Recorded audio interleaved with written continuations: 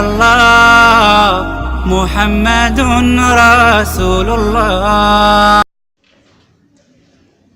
حلیمہ سعدیہ کون تھی؟ حلیمہ سعدیہ آپ صلی اللہ علیہ وسلم کی صاحبہ. شاباش، جواب درست ہے.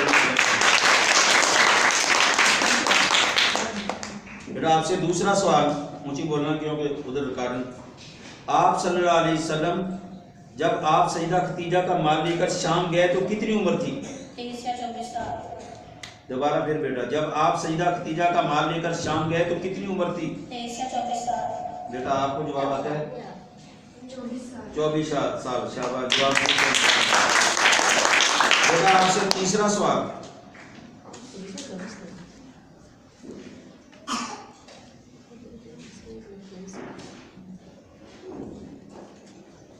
آپ صلی اللہ علیہ وسلم نے کس خاتون سے نکاح کر کے ولیمہ کیا تھا؟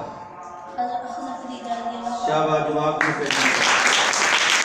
بیٹا آپ سے چوتھا سوال، مسلمانوں میں پہلا مرتد ہونے والا شخص کون تھا؟ مسلمانوں میں پہلا مرتد ہونے والا شخص کون تھا؟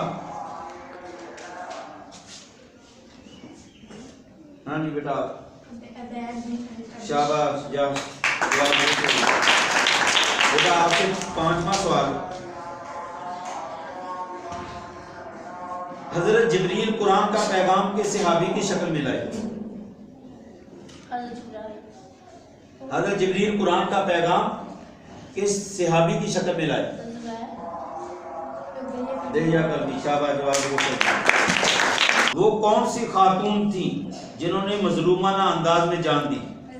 شاباش، جواب درست ہے. آپ سے آخری اور پانچواں سوال،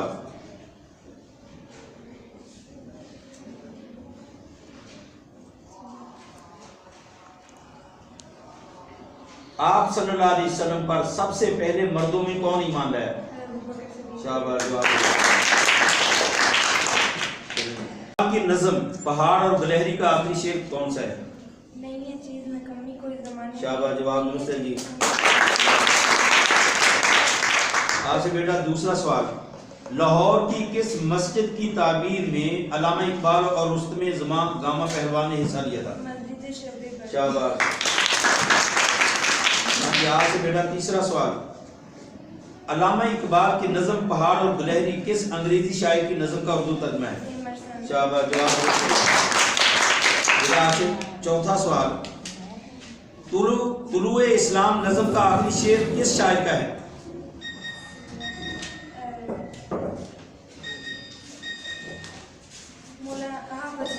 شاباش، جواب درست ہے. علامہ اقبال نے استاد کے بارے میں ان خیالات کا اظہار اپنے کس مضمون میں کیا تھا؟ ٹھیک ہے، وہ پہلے میں بتا دوں. استاد حقیقت میں قوم کے محافظ ہیں. سب سے اعلیٰ درجے کی محنت اور سب کارگزاری سے زیادہ بیش قیمت کارگزاری معلم کی کارگزاری ہے. ٹیچر سے علم کا سچا عشق پیدا ہوتا ہے. اس میں تمدنی اور سیاسی برتری مخفی ہے جس سے قومیں معراج کمال تک پہنچ سکتی ہیں. علامہ اقبال نے استاد کے بارے میں ان خیالات کا اظہار اپنے کس مضمون میں کیا تھا؟ جنوری میں 1902. چلو ٹھیک ہے، جواب درست ہے.